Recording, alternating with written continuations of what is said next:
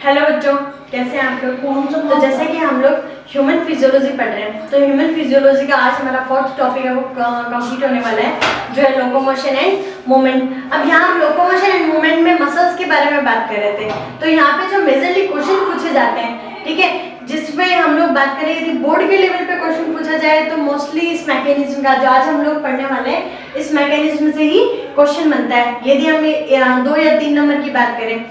उसके अलावा है कि मुश्किल से जो भी 1-1 नंबर के क्वेश्चंस बनते हैं वो मैं आपको साथ साथ में बताते हुए चल रही हूँ। आप लोग नोट्स में जब नोट करें तब नोट कर सकते हैं। बाकी भी जैसे और हम लोगों ने यूनिट्स पढ़ी है, तो मैंने क्वेश्चंस जहाँ पे जिस लेवल का बन रहा है मैंने बताने की कोशिश की है, तो आप उनमें से नोट्स कंटिन्यू बनाते रहे, ठीक है। तो हम लोग यहाँ जब मसल्स की बात कर रहे थे तो मोस्टली क्वेश्चन है वो मसल्स के इंट्रोडक्शन से आते हैं। फिर है, मैंने एक आपको क्वेश्चन बताया कि मसल्स 3 टाइप की होती है, स्केलेटल मसल, स्मूथ मसल और कार्डियक मसल। उन तीनों का डिफरेंस का क्वेश्चन बनता है। देन हम लोग स्केलेटल मसल के हम लोगों ने स्ट्रक्चर देखे थे। स्केलेटल मसल हमारी बॉडी का सबसे ज्यादा भाग बनाने का काम करती है और 400 टाइप की मसल्स है वो स्केलेटल मसल्स में ही पाई जाती है, ठीक है। उसके बाद में उस स्ट्रक्चर को बनाने वाली प्रोटीन्स कौन सी है, जैसे हम लोगों ने कल एक्टिन और मायोसिन के बारे में स्टडी की थी, ठीक है। तो यहाँ पे एक्टिन और मायोसिन आपको यहाँ पे बनी हुई दिख रही होगी, ठीक है। और मसल्स का मेनली काम क्या होता है कि हम लोग जो लोकोमोशन और जो मूवमेंट्स कर रहे हैं, तो उस मूवमेंट्स करते रहे हमारे क्या हो, जो मसल कॉन्ट्रैक्ट हो, तो उसके ना स्टडी है वो आज हम लोग कर रहे हैं, ठीक है। तो यहाँ पे आपको जो दिख रही है, तो यहाँ पे आपको आराम से, यदि आपको 2 वीडियोस अच्छे से समझ में आए हुए हैं, जो मैंने यहाँ लास्ट 2 वीडियोस बनाए वो आपको यदि अच्छे से समझ में आए हुए हैं, तो आपको ये डायग्राम है वो इजीली समझ में आ रहा होगा। इस डायग्राम में यहाँ पे दिख रहा है कि यहाँ पे जो डार्क लाइन है वो डार्क बैंड का फॉर्मेशन कर रही है, जिसको अपन ए बॉन्ड कहते हैं, ठीक है। और जो मैंने यहाँ पे पर्पल कलर की लाइंस बनाई है, पर्पल कलर की लाइंस है वो आई बैंड का फॉर्मेशन कर रही है, ठीक है, जो लाइट बॉन्ड कहलाता है, ठीक है। तो यहाँ पे क्या होता है कि ये है रिलैक्स कंडीशन। जो आपको नीचे वाला डायग्राम दिखाई दे रहा है वो है रिलैक्स कंडीशन, जिसमें क्या है, एक्टिन है वो दूर है और बीच में मायोसिन है वो प्रेजेंट है, ठीक है। और जैसे कॉन्ट्रैक्ट होगा उसमें संकुचन होगा, संकुचन होने से जो एक्टिन बॉन्ड है वो क्या आ जाएंगे, पास में आ जाएंगे। हम बात करें यहाँ पे कि जो मसल कॉन्ट्रैक्शन की थ्योरी है, तो मसल कॉन्ट्रैक्शन की थ्योरी को हम क्या बोलते हैं, तो इसमें क्या है, जो मोटे वाले फाइबर्स हैं उन मोटे वाले फाइबर्स पतले वाले फाइबर्स स्लाइड करते हैं, ठीक है, आपस में एक दूसरे के ऊपर क्या करते हैं, सरकने का काम करते हैं। इसलिए हम लोग जो मैकेनिज्म ऑफ मसल कॉन्ट्रैक्शन है उसको स्लाइडिंग थ्योरी भी कहते हैं, ठीक है। स्लाइडिंग फिलामेंट थ्योरी यहाँ पे लिखा हुआ दिख रहा है आपको, स्लाइडिंग फिलामेंट थ्योरी। ये क्या थे, फिलामेंट है, थिक फिलामेंट और थिन फिलामेंट, ये आपस में एक दूसरे पे खिसक रहे हैं, तो इसीलिए इसको क्या बोलते हैं हम लोग, स्लाइडिंग फिलामेंट थ्योरी, ठीक है। तो यहाँ पे एक बात क्लियर होती है हमारे। उसके बाद हम बात करें कि किस टाइप से वर्क कर रही है, किस टाइप से एक्टिन फाइबर है वो मायोसिन पे खिसक रहे हैं। तो मैंने लास्ट 2 वीडियोस में भी आपको ये बताने की कोशिश की है, लेकिन वहां पर आपको समझ में नहीं आया होगा, ठीक है। तो देन हम लोग आज जो बात करेंगे, आज हम बात करेंगे मैकेनिज्म ऑफ मसल्स कॉन्ट्रैक्शन। तो मैकेनिज्म ऑफ मसल्स कॉन्ट्रैक्शन मतलब हमारी मसल को कॉन्ट्रैक्ट करने का। मैं हाथ इस टाइप से मूव कर रही हूँ, इस टाइप से मूव कर रही हूँ, ये सारे मैसेज मेरे को आ कहाँ से रहे हैं, ब्रेन से मैसेज आ रहे हैं। और आपको मैंने ये भी बताया था कि ब्रेन और स्पाइनल कॉर्ड है वो कौन से नर्वस सिस्टम में आता है, सेंट्रल नर्वस सिस्टम में, CNS, ठीक है। तो जो सेंट्रल नर्वस सिस्टम है वहां से आने वाली मोटर नर्व्स, जो भी मैंने आपको ये भी समझाया है कि नर्व्स कहाँ कहाँ पाई जाती है, जो रिसेप्टर्स वगैरह होते हैं, वो भी मैंने आपको स्किन वाले चैप्टर्स में थोड़ा बहुत समझाने की कोशिश की थी। आगे इसके चैप्टर्स है वो और आ जाएंगे, तो मैं आपको और डिटेल में इसको स्टडी करवा दूंगी।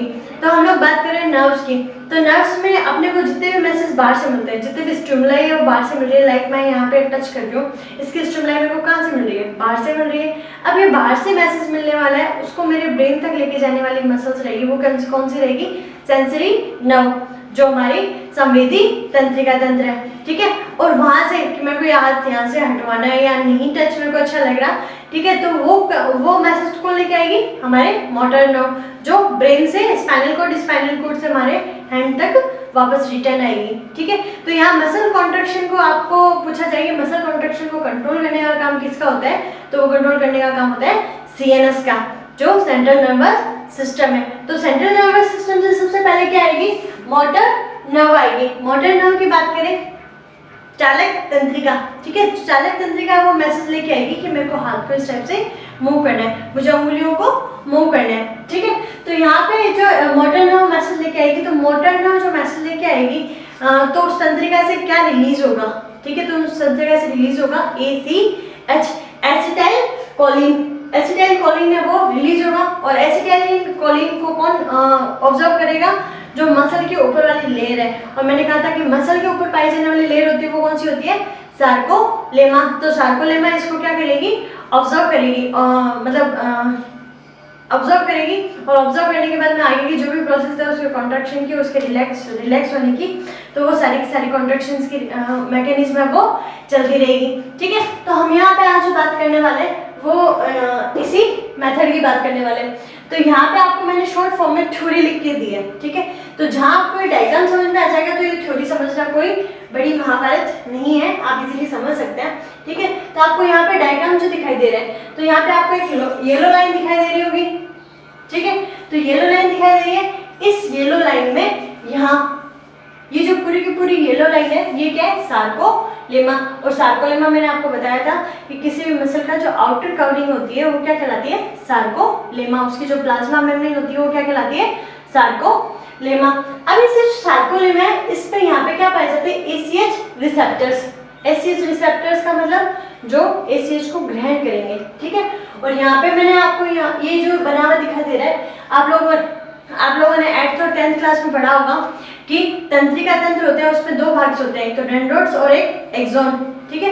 तो एक्सोन पोर्शन का जो टर्मिनल हिस्सा होता है, टर्मिनल का मतलब होता है जो लास्ट छोर होता है, उससे क्या रिलीज होंगे, यहाँ से ACH। तो यहाँ से ये जो एक्सोन टर्मिनल है वहां से ACH है वो रिलीज हो रहा है, दिखाई दे रहा है आपको, ठीक है। तो ये ACH रिलीज होकर कहाँ पे आ रहे हैं, सार्कोलेमा पे आ रहे हैं, ठीक है। तो यहाँ पे मैंने लिखा है acetylcholine is released from the axon terminal of the motor nerve and binds the receptors.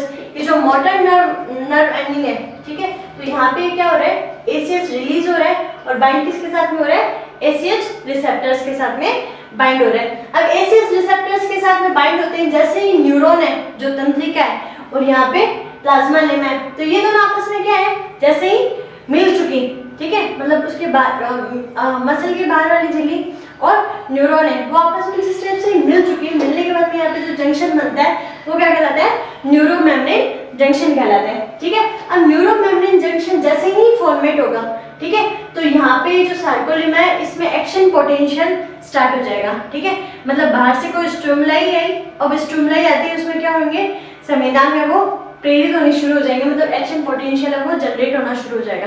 और एक्शन पोटेंशियल जनरेट होते ही यहाँ पे सार्कोलेमा में टी ट्यूब्यूल्स बनेगी, ठीक है। ट्यूब लाइक स्ट्रक्चर तो आपको ये लग रही है, और इसको टी बोलने का रीजन कि मैं इस टाइप से इसको ये टी बोल सकती हूँ, ठीक है। तो आप इसको ये टी मान के चल सकते हो, तो टी ट्यूब्यूल्स ध्यान में रहेगा। और क्वेश्चन ये पूछा जाता है कि स्तनधारियों में पाए जाने वाले टी ट्यूब्यूल्स है वो कहाँ पे फॉर्मेट होती है, तो आपको इसके लिए याद रखना है एम लाइन, ठीक है। जो हम लोग यहाँ पढ़ते हैं ना, इनके बीच में H जोन के बीच में जो एम लाइन पाई जाती है, ठीक है। तो उस एम लाइन पे टी ट्यूब्यूल्स का फॉर्मेशन होता है। अब ये जो टी ट्यूब्यूल है, टी ट्यूब्यूल के बाहर वाली साइड में यहाँ पे जो आपको जिगजैग मोशंस में लाइन बनी हुई दिखाई दे रही है वो किसकी है, सार्कोप्लाज्मिक रेटिकुलम की। सार्कोप्लाज्मिक रेटिकुलम सेल की कौन से स्ट्रक्चर से मेच खा रहा था, एंडोप्लाज्मिक रेटिकुलम से, ठीक है। और इसको इसमें स्टोरेज किसका था, Ca+2 का। हो सकता है कि दो वीडियोस थे उनमें मैंने आपको ये सब नाम दिए तो आपको समझ में आए हो या नहीं आए हो, लेकिन यहाँ पे आपको ये क्लियर होते हुए चलेगी है स्ट्रक्चर किस टाइप से ये सार्कोप्लाज्मिक रेटिकुलम में कैल्शियम 2+ आयंस है वो प्रेजेंट होते हैं, ठीक है। तो जिस टाइप से सबसे फर्स्ट जो प्रोसेस है, सबसे फर्स्ट प्रोसेस थी कि मोटर नर्व का सार्कोलेमा के पास में आना, ठीक है। रिलीज क्या करती है, ACH एसिटाइल कोलिन, इसके फुल फॉर्म भी आपसे पूछी जाती है, ध्यान में रखना। उसके बाद में बनता क्या है, न्यूरोमेम्ब्रेन जंक्शन। यहाँ तक समझ में आ गया, न्यूरोमेम्ब्रेन जंक्शन थर्ड प्रोसेस होगी।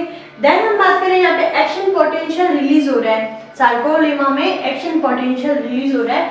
देन यहाँ पे क्या बन जाएगा, टी ट्यूब्यूल्स। तो मैंने यहाँ पे फिफ्थ पोर्शन लिखा वो क्या है, टी सिस्टम का फॉर्मेशन।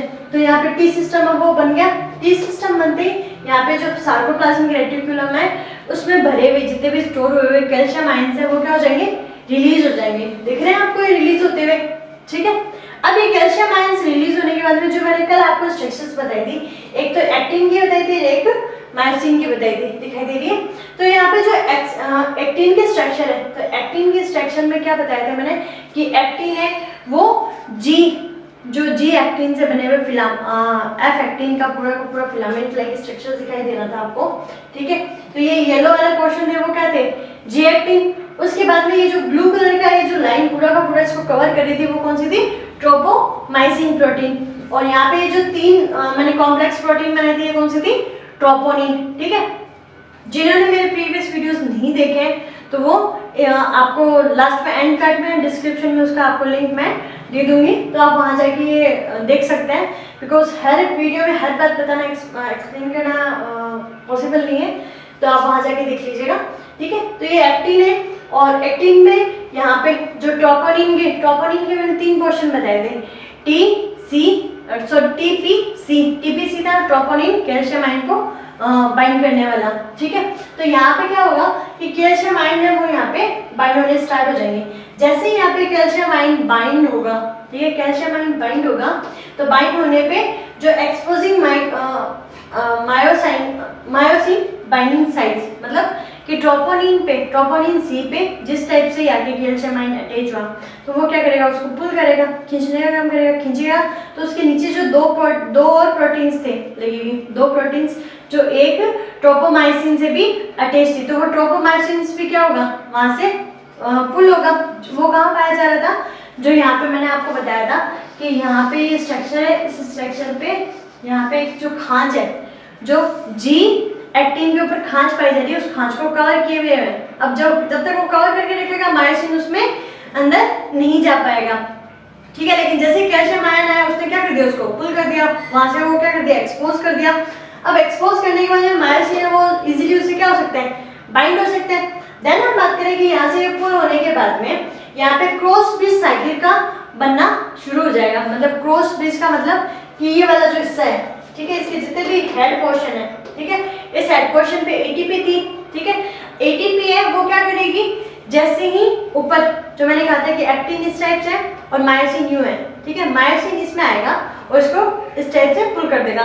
यहाँ मैंने हिंज जॉइंट में बताया था आपको, तो हिंज जॉइंट का आप ध्यान में रखना, ठीक है। इसने इसको पुल कर दिया और जो एटीपी है, ठीक है, एटीपी है वो एडिनोसिन ट्राइफॉस्फेट होती है, 3 फॉस्फेट होते हैं, और वहीं से ये क्या हो जाएगी, एडीपी प्लस पी आयन में टूट जाएगी, ठीक है। तो आपको यहाँ पे दिखाई दे रहा होगा कि यहाँ पे सार्कोप्लाज्मिक रेटिकुलम है वो क्या कर रहा है, डिस्चार्ज कर रहा है किसके पास में, टीपीसी, जो मैंने बताया ट्रोपोनिन सी।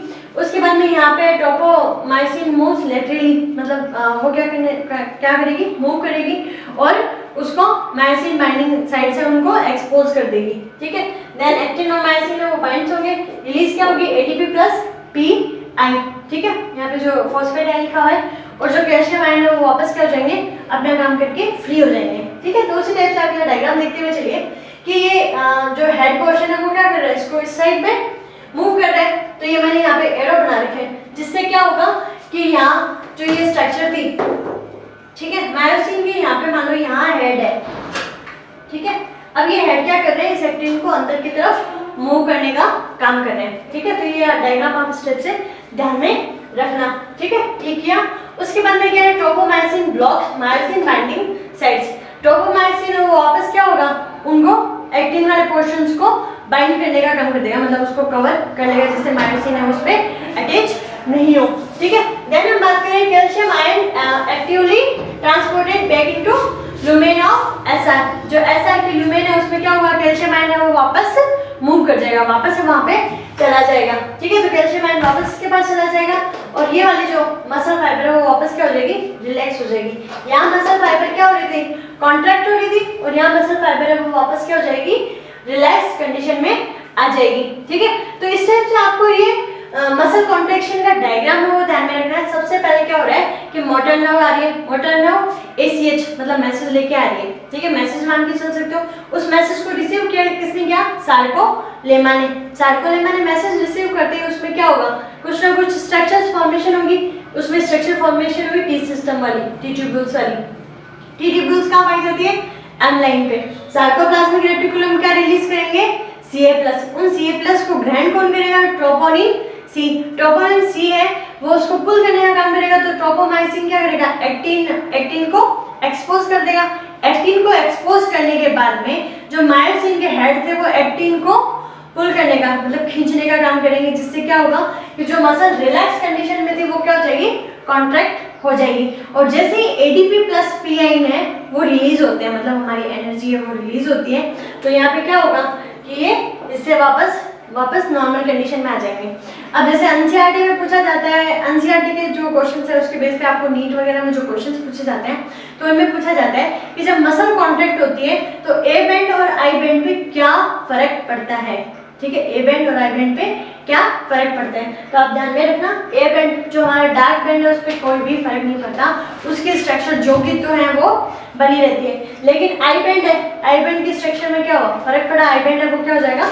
छोटा हो जाएगा। तो अब हम बात करें कि जो कॉन्ट्रैक्शन होता है तो कॉन्ट्रैक्शन 2 टाइप से पाया जाता है मसल्स में, जिसमें फर्स्ट नंबर है आइसोमेट्रिक और सेकंड नंबर है आइसोटोनिक कॉन्ट्रैक्शन। ठीक है, ये टाइप्स आपको ध्यान में रखने हैं कि आइसोमेट्रिक में क्या हो रहा है, आइसोटोनिक में क्या हो रहा है। अब आइसोमेट्रिक होता है जिस टाइम हम लोग कोई वजन उठा रहे हैं, ठीक है, तो वजन उठाते टाइम होल्डिंग द वेट, वजन उठाते टाइम जो रहेगा वो कौन सा रहेगा? आइसोमेट्रिक, जिसमें लेंथ तो चेंज नहीं होगी, मतलब जो आपने अभी कॉन्ट्रैक्शन वाली कंडीशन देख रहे थे ना जिसमें लेंथ चेंज हो रही है, लेंथ चेंज नहीं होती, लेकिन फिलामेंट्स पे जो टेंशन है, जो तनाव है वो क्या हो जाता है? बढ़ जाता है। मांसपेशियों पे तनाव बढ़ता है लेकिन लेंथ है वो चेंज नहीं होती। ठीक है, आप ये चीज ध्यान में रखना। फिर आइसोटोनिक कॉन्ट्रैक्शन की बात करें तो उसमें लेंथ चेंज होगी लेकिन टेंशन बिल्कुल नहीं, उसमें कोई भी प्रकार का तनाव है वो देखने को नहीं मिलेगा। जैसे नॉर्मल है, मैं चल रही हूँ, बोल रही हूँ, मैं गति कर रही हूँ, ठीक है, मैं मूवमेंट कर रही हूँ, लेकिन मेरे को किसी भी टाइप की कोई टेंशन है वो फील नहीं हो रही मेरी मांसपेशियों पे, लेकिन लेंथ है वो छोटी बड़ी हो रही है। ठीक है, तो इस टाइप से आपको ये चीज़ ध्यान में रखनी है। उसके बाद में मैं बात करूँ कि जो स्केलेटन मसल की स्टडी कर रहे हैं हम लोग, तो स्केलेटन मसल होती है वो ऐच्छिक पेशी होती है, वॉलेंटरी मसल्स होती हैं। ठीक है, जिसमें हम लोग क्या कर रहे हैं कि हमारी इच्छा के अकॉर्डिंग काम चल सकता है उसमें, लेकिन जब हमें ठंड लग रही हो या हमें डर लग रहा हो, कोई ऐसी कंडीशन हो जाए जिस टाइम हम लोग में कंपन उठती है, ठीक है, जो शिवरिंग होती है, तो उस कंडीशन में जो ऐच्छिक पेशी है वो भी अनैच्छिक पेशी की तरह काम करेगी। तो जो स्केलेटन मसल है वो भी स्मूथ मसल की तरह काम करेगी। तो आपको थोड़ा सा एक बात है वो ध्यान में रखनी है, क्वेश्चन पूछा जा सकता है। उसके अलावा हम बात करें कि जो पैरालाइसिस होती है, पैरालाइसिस है वो किसके कारण होती है, तो पैरालाइसिस का रीजन भी सबसे बड़ा क्या है, यही मसल कॉन्ट्रैक्शन।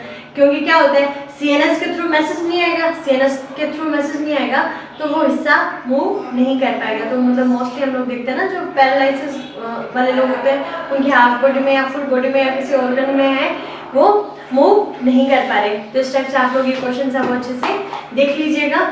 जो डिजीज रही है मसल्स की और जो बोन्स की डिजीज है उनका डिस्कस हम लोग कल वाले वीडियोस में कर लेंगे। तो आप खुश रहिए, मुस्कुराते रहिए और घर पे सुरक्षित रहिए। Thank you.